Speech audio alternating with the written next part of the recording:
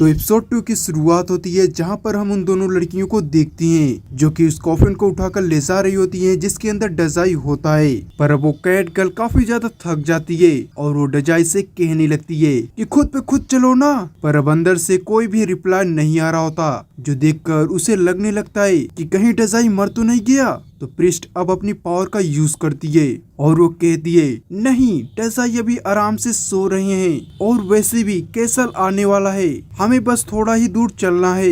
वहीं पर अब डजाई को ही दिखाया जा रहा होता है जो कि अपने मन में सोच रहा होता है कि मैं सज्जन के साथ जैसे ही मिलूंगा मैं इसके साथ मर जाऊंगा। और अब जैसे ही डजाई कॉफिन से बाहर आता है कि वो लोग तो शहर में पहुंच चुके हैं और डजाई आसपास की चीजों को देखकर बिलीव करने लगता है कि ये तो सच में एक अलग ही दुनिया है। इसके बाद वो लोग डिसाइड करते हैं कि वो लोग कैसल में सीधा किंग से मिलने के लिए जाएंगे। और जब अगले सीन में वो लोग किंग के पास आते हैं और किंग का नाम थॉमस और उनकी बेटी यानी कि प्रिंसेस का नाम शार्लेट होता है। किंग अब उन लोगों से कह रहे होते हैं कि तुम लोग इतनी लंबी जर्नी की वजह से काफी थक गए होंगे ना, तो आज तुम लोग इस कैसल के बेड चेम्बर्स में रुक सकते हो। ये सुनकर दोनों लड़कियां काफी ज्यादा खुश हो जाती हैं और अब वो किंग को शुक्रिया करती हैं। तब किंग कहने लगती हैं लेकिन मेरी एक शर्त है, मुझे ट्रेवलर्स की कहानी सुनने में काफी ज्यादा मजा आता है, तुम अपनी जर्नी की मेमोरी मेरे साथ शेयर करना चाहोगे। अब डजाई कहने लगती हैं कि अगर ऐसी बात है तो क्या मैं तुम्हें सिखाऊं कि आखिर कॉफिन में सोने में कितना मजा आता है। ये सुनकर किंग डर जाते हैं और वो सोचते हैं कि यह मुझे धमका रहा है। किंग का ध्यान भटकाने के लिए अब प्रिंस किंग से कहने लगती है कि आपकी बेटी काफी ज्यादा खूबसूरत है। जिस पर किंग कहते हैं हाँ, प्रिंसेस की काफी जल्दी शादी होने वाली है, वैसे तुम लोग यहाँ पर हो तो मैं तुम लोगों से एक एडवाइस लेना चाहूंगा।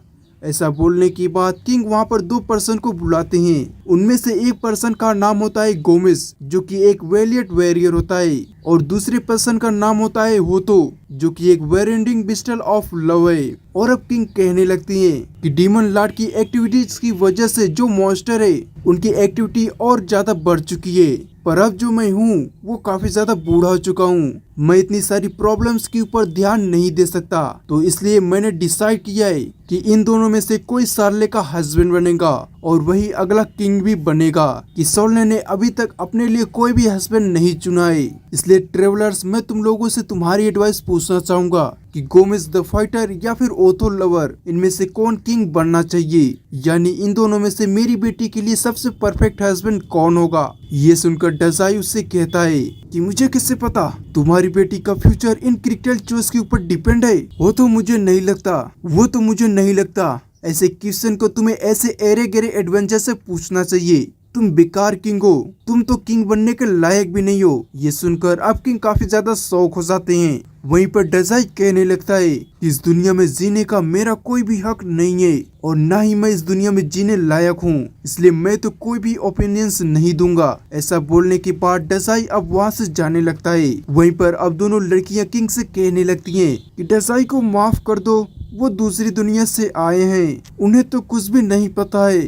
तो अब किंग कहती हैं कोई बात नहीं, वो दूसरी दुनिया से आए हैं तो उन्हें तो कुछ भी नहीं कर सकते, मैंने तुम लोगों को माफ किया। वहीं प्रिंसेस को दिखाया जाता है जो कि अब डजाई को वहां से जाता हुआ देख रही होती है और अगले सीन में हम लोग देखते हैं रात हो जाती है जहां पर डजाई तो अब सो ही नहीं पा रहा होता है और तभी प्रिंसेस भी उठ जाती है और अब उससे कहती है कि क्या तुम सो नहीं पा रहे हो। जिस पर वो कहता है कि मैं कभी भी जिंदगी में आराम से नहीं सोया हूँ। ये सुनने के बाद प्रिंसेस अब थोड़ी हिम्मत उठाती है और वो डजाई से पूछती है कि ये सज्जन कौन है। तभी अचानक प्रिंसेस को उसी कैट गर्ल की पूंछ दिखाई देती है और वो कंबल उठाकर देखती है कि वो लड़की तो डजाई के पैरों पर सो रही थी, जो देखकर प्रिंसेस को गुस्सा आ जाता है और वो उसके पेट में तकिया मार देती है और उससे कहती है कि तुम्हें शर्म नहीं आती कि इस तरीके से यहाँ सोते हुए। वो लड़की अब उसे कहने लगती है कि मुझे ठंड लग रही थी तो मैं यहाँ सो गई। हम लोग ये देखते हैं कि वो दोनों इसी तरीके से लड़ रहे होते हैं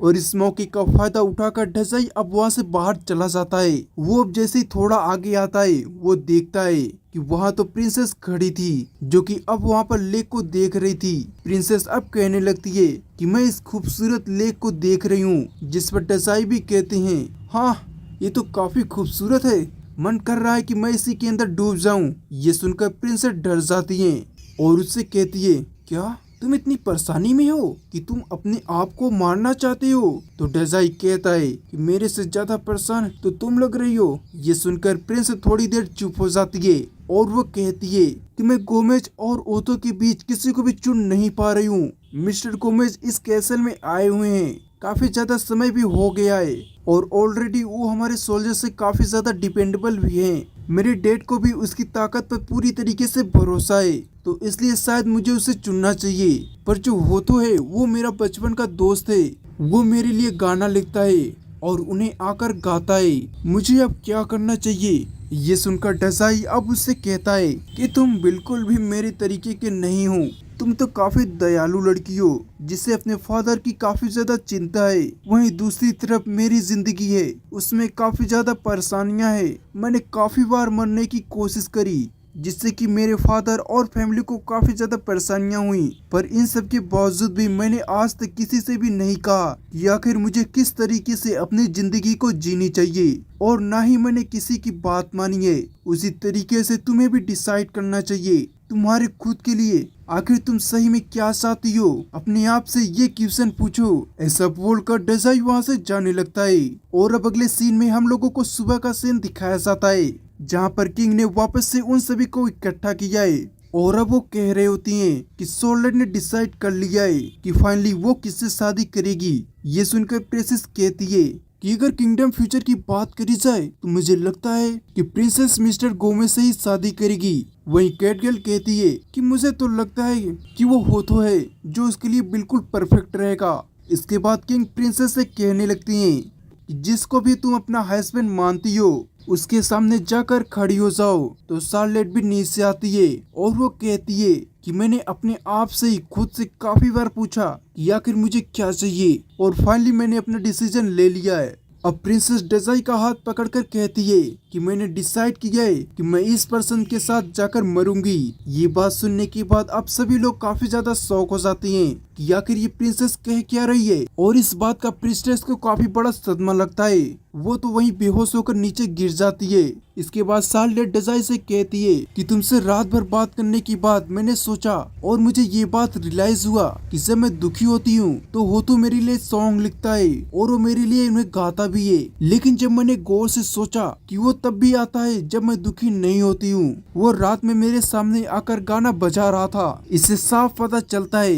कि वो अपने गाने को सिर्फ लोगों को सुनाना चाहता है, न कि वो मेरा मूड ठीक करना चाहता था। और रही बात मिस्टर गोमेज की, मैं उससे शादी नहीं कर सकती हूँ क्योंकि उनसे बदबू आती है। ये सुनकर गोमेज काफी ज्यादा शौक होता है। वहीं पर किंग अब शार्लेट से कहने लगती हैं कि बेवकूफ मत बनो, अपने लिए एक हस्बैंड चुनो।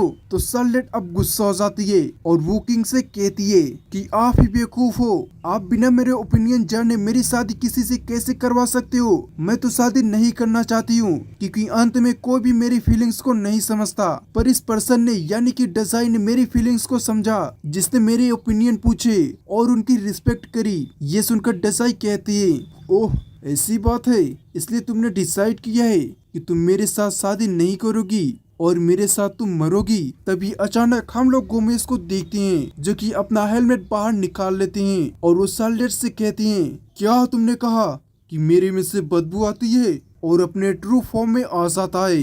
वो दरअसल एक बुल मॉन्स्टर है और वो दरअसल डीम लॉर्ड का ही सर्वेंट है। अब वो कह रहा होता है कि मैं इस किंगडम को पाना चाहता था इसका किंग बन के, और फिर इस किंगडम को डीम लॉर्ड को ऑफर करने वाला था, पर मुझे लगा नहीं था कि प्रिंसेस मेरे भेष को पहचान लेगी। ये सुनकर डेजाई प्रिंसेस से कहने लगता है, क्या तुमने इसकी ट्रू आइडेंटिटी को पहचान लिया था? जिस पर वो कहती है कि इसके अंदर से स्मेल आती है। ये सुनकर गोमेज अब गुस्सा होता है कि चाहे अब कुछ भी हो, मुझे ये थ्रोन नहीं चाहिए, मैं बस तुम सभी लोगों को मार दूंगा। ये सब कुछ देखने के बाद वो कैटगर्ल जाकर प्रिंसेस को उठाने की कोशिश करती है और उससे कहती है कि ये सोने का समय नहीं है, उठ जाओ। तभी हम लोग देखते हैं कि गोमेज को रोकने के लिए अब वहाँ पर काफी सारे सोल्जर्स आते हैं, पर गोमेज उन सभी को काफी आराम से हरा देता है और वो कुछ पत्थर को भी टक्कर मारता है। वो पत्थर उड़कर प्रिंसेस को लगने वाले होते हैं, लेकिन वो कैटगर्ल जाकर जल्दी से प्रिंसेस को बचा लेती है। वो कैटगर्ल अब गुस्से में आ जाती है और वो अब गोमेज को जाकर सीधा लात मारती है। जरा ध्यान से देखो, वो उससे कहती है, ठीक है अगर तुम्हें खेलना है तो मैं तुम्हारे साथ खेलूंगी। ऐसा बोलने के बाद अब वो गोमेज से लड़ने के लिए तैयार हो जाती है। ये देखने के बाद वो तो उस कैट गर्ल से कहता है कि ऐसी बात है तो मैं तुम्हारे लिए गाना गाऊंगा। वो टोमो उसका लेवल देखकर कहती है कि तुम्हारा लेवल तो काफी ज्यादा हाई है।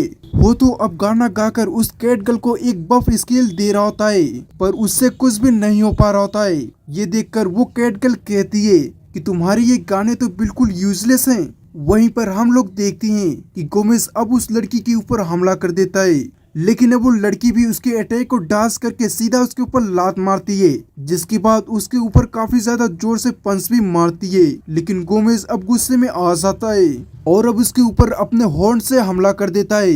ये देखकर वो कैट गर्ल थोड़ा सा पीछे हो जाती है, क्योंकि अब उसके सर पर थोड़ी सी चोट लग चुकी है। वो अब कह रही होती है कि इस बंदे के हॉर्न काफी ज्यादा हार्ड और शार्प हैं। इसके बाद गोमेज अब उनसे कहने लगता है कि ये जो मेरे आयरन के हॉर्न्स है ये तुम्हें चकनाचूर कर देंगे, क्योंकि अगले हमले में मैं अपनी पूरी ताकत लगा दूंगा।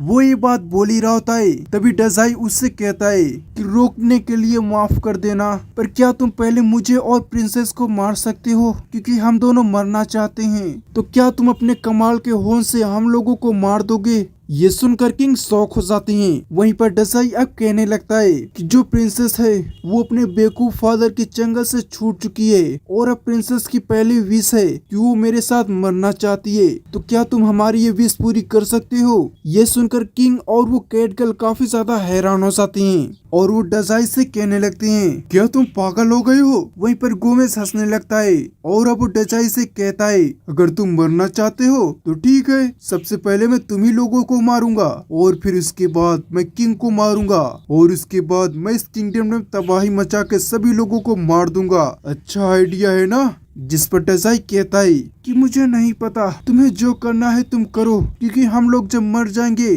तो हम लोगों को इन सभी से कोई भी फर्क नहीं पड़ेगा। वहीं पर सोलेट डर जाती है तो डजाई अब उसका हाथ जोर से पकड़कर कहता है हम लोगों की विश पूरी हो जाएगी। प्रिंसेस भी अब बहुत ही ज्यादा डरने लगती है। तो अब गोमेज वो लोगों के ऊपर हमला करता है और कहता है कि अगर तुम लोग मरोगे। इन सबको बचाने के लिए किंग और वो कैट गर्ल आगे आ जाते हैं, पर वो टाइम पर पहुंच नहीं पाते। गोमेज अब उनको हिट करने वाला होता है, पर तभी प्रिंसेस अब सोचती है कि नहीं, मैं नहीं मरना चाहती हूँ। अब वो कहती है कि मैं नहीं मर सकती हूँ, मैं जीना चाहती हूँ और मैं इस किंगडम के लोगों को प्रोटेक्ट करना चाहती हूँ। ये सुनकर डजाई खुश होता है और अब उससे कहता है तो ये है वो चीज जो कि तुम सही में चाहती हो, तुम सही में काफी दयालु हो, मुझे पता था। ऐसा बोलने के बाद वो उसे धक्का मार देते हैं और कहते हैं कि तुम मेरी पार्टनर नहीं बन सकती हो, तो मैं शायद मरने के लायक नहीं हो। वहीं पर अब हम लोग देखते हैं कि जो गोमेज होता है वो डजाई को हिट करने वाला होता है, जिसे प्रिंसेस रोकने की कोशिश कर रही होती है, पर तभी वहाँ पर प्रिस्टर्स आ जाती है और वो अपनी पावर का यूज करके डजाई के सामने एक बैरल लगा देती है और वो डजाई से कहने लगती है कि जब तक मैं तुम्हारे साथ हूँ मैं तुम्हें मरने नहीं दूंगी। कि बैरी इतना ज्यादा ताकतवर होता है जिसकी वजह से गोमेज के जो हॉर्न्स होते हैं वो वहीं टूट जाते हैं, जो देखकर वो कैट गर्ल भी अब उसकी तारीफ करती है और अब वो सीधा जाकर गोमेज के ऊपर काफी जोर से हमला करती है, जिससे जो गोमेज होता है वो वहाँ की कैसल की दीवारों को तोड़ता हुआ सीधा पानी के अंदर जाकर गिर जाता है। ये सब कुछ होने के बाद जो कैट गर्ल होती है वो प्रिंसेस से कहती है कि तुमने मुझे बचाया, इसके लिए शुक्रिया। तो प्रिंसेस भी हंसती है और उससे कहती है नहीं, तुमने मुझे बचाया। ये सब कुछ देखकर हो तो आ जाता है, अब वो तो गाना बजाने लगता है। दूसरी तरफ हम लोगों को किंग को दिखाया जाता है जो किसी तरह सोलेट के पास आते हैं और अब उससे माफी मांगने लगते हैं और उससे कहते हैं मैं तुम्हारे फीलिंग्स ले रहा था, मैं राजा बनने के लिए सही में लायक नहीं हूँ और ना ही मैं तुम्हारा फादर बनने के लायक हूँ, मैं तुमसे भीख मांगता हूँ, प्लीज अपने इस बेवकूफ फादर को माफ कर दो। तो सोलेट अब अपने फादर को माफ कर देती है और उनसे कहती है और आगे से हम लोग हमारी किंगडम की बात करेंगे। तो किंग भी अब उससे खुश हो जाते हैं और कहते हैं हाँ बिल्कुल। ऐसा बोलने के बाद अब वो दोनों दोनों आपस में गले लगती हैं और अब वो काफी ज्यादा खुश हो जाते हैं। वहीं पर अब डसाई थोड़ा सा दुखी रहता है, मैं तो मरने में फिर से फेल हो गया। और अब अगले सीन में हम लोग एक बंदे को देखते हैं जो कि आकर रिपोर्ट देता है कि साउथ गेट पर मॉन्स्टर दिखे हैं। जो सुनकर सोलेट कहती है कि अगर ऐसी बात है तो जल्दी से रॉयल गार्ड्स को वहाँ पर भेजो उस सभी को खत्म करने के लिए, वो भी अभी के अभी। हम लोग किंगडम को प्रोटेक्ट कर रहे हैं तो मुझे तुम लोगों पर भरोसा है। जिस पर सभी लोग कहते हैं हाँ हम लोग वैसा ही करेंगे जैसा आप कहोगे। हम लोगों को पता चलता है कि जो सोलेट है वो अब क्वीन बन चुकी है। तो दोस्तों अब उन्हीं लोगों को दिखाया जाता है जो कि अब डजाई को खींच कर ले जा रहे होते हैं। वहीं वो कैटगर्ल कह रही होती है कि सोलेट ने तो 16 साल की उम्र में इतनी बोल्ड डिसीजन ले लिया है कि वो क्वीन बन गई। जिस पर डजाई उससे कहता है कि वो डिसीजन सोलेट ने खुद ही लिया है तो हम लोगों को चिंता करने की कोई भी जरूरत नहीं है। और वैसे भी मरती हुई लड़कियां काफी ज्यादा खूबसूरत होती हैं, पर वो लड़कियां भी खूबसूरत होती हैं जो कि अपने खुद के पैरों पर खड़ी होती हैं। ये सुनकर कैटगर्ल को गुस्सा आता है और वो कहती है कि तुम अपने पैरों पर खड़े होकर कब चलोगे, क्योंकि हम लोग थक गए हैं। वहीं पर डजाई उन लोगों की बातों को इग्नोर ही कर देता है। और अब एपिसोड के एंडिंग में हम लोगों को एनेट को दिखाया जाता है जिसकी अब काफी बुरी हालत हो चुकी है। वहीं पर अब एक लड़की उसका ख्याल रख रही है। वहीं पर पीसेस कहती है कि मेरी चिंता मत करो, उस बंदे को हील करो। वो यहाँ पर डजाई की बात कर रही होती है क्योंकि डजाई को काफी चोट लग चुकी है। वो देखकर वो लड़की अपने सभी साथियों से कहती है कि जितने भी हीलिंग पोशन है जल्दी से लेकर आओ और जितने भी प्रीस्ट है उसे लेकर आओ, क्योंकि हम लोगों को इस बंदे को बचाना होगा। और यहीं पर ये एपिसोड खत्म हो जाता है। लेकिन हमारे मन में कुछ विचार उत्पन्न होते हैं कि आखिर डजाई को हुआ क्या है, वो तो हम लोगों को अगले एपिसोड में ही पता चलेगा। और अगला एपिसोड देखने के लिए वीडियो को लाइक करके चैनल को सब्सक्राइब जरूर कर लें। मिलते हैं अगले एपिसोड में, तब तक के लिए धन्यवाद।